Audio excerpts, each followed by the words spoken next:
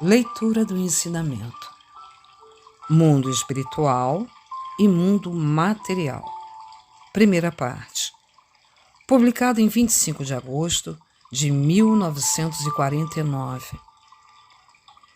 Se alguém se interessa por religião e deseja compreendê-la a fundo, é-lhe indispensável conhecer a relação entre o mundo espiritual e o mundo material.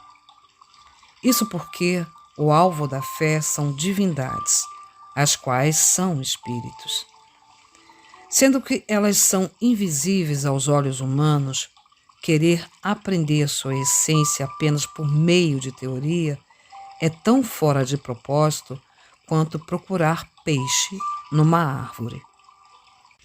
No entanto, posto que divindades e Budas existem de fato, não há como negá-los.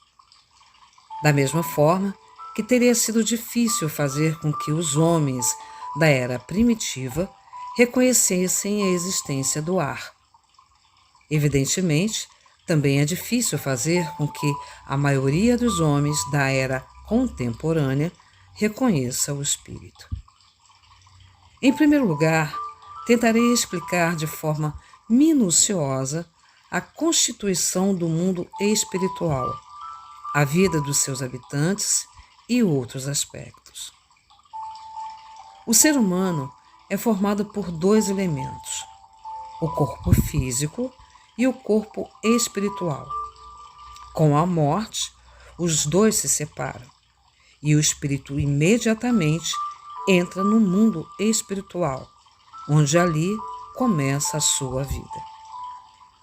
No momento da separação, o espírito das pessoas muito virtuosas sai pela testa, o espírito dos extremamente maldosos pela ponta dos dedos do pé e o das pessoas comuns pela região umbilical.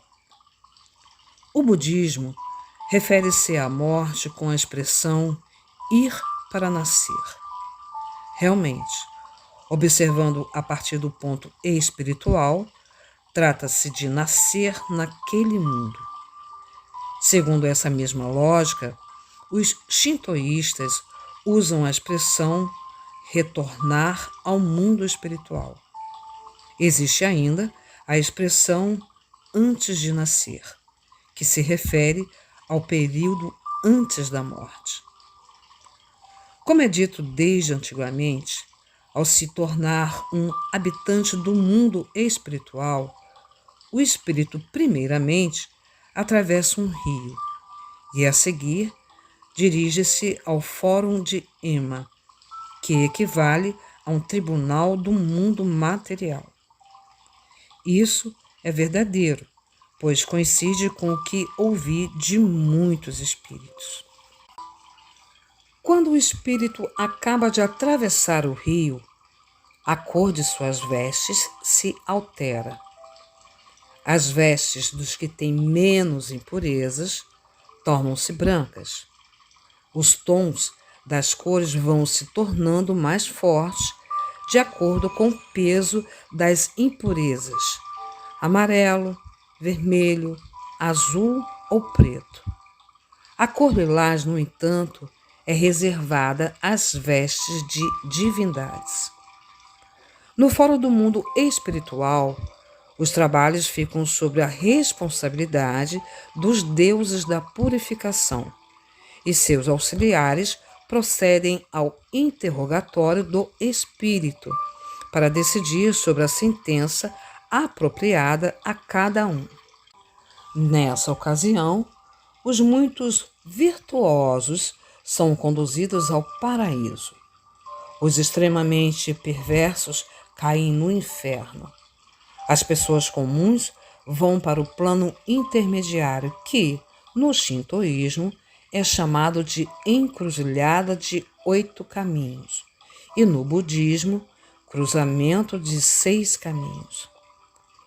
A maioria vai para este plano, onde passa por um aprimoramento, cujo ponto principal é ouvir as orientações dos capelãos. Trabalho realizado pelos sacerdotes de cada religião. O aprimoramento tem duração máxima de mais ou menos 30 anos. Decorrido esse tempo, é determinado o local a que o espírito será destinado. Aqueles que conseguem se arrepender e se modificar vão para o paraíso. Os demais, para o inferno. Por Meixo Sama, Alicerce do Paraíso, volume 2.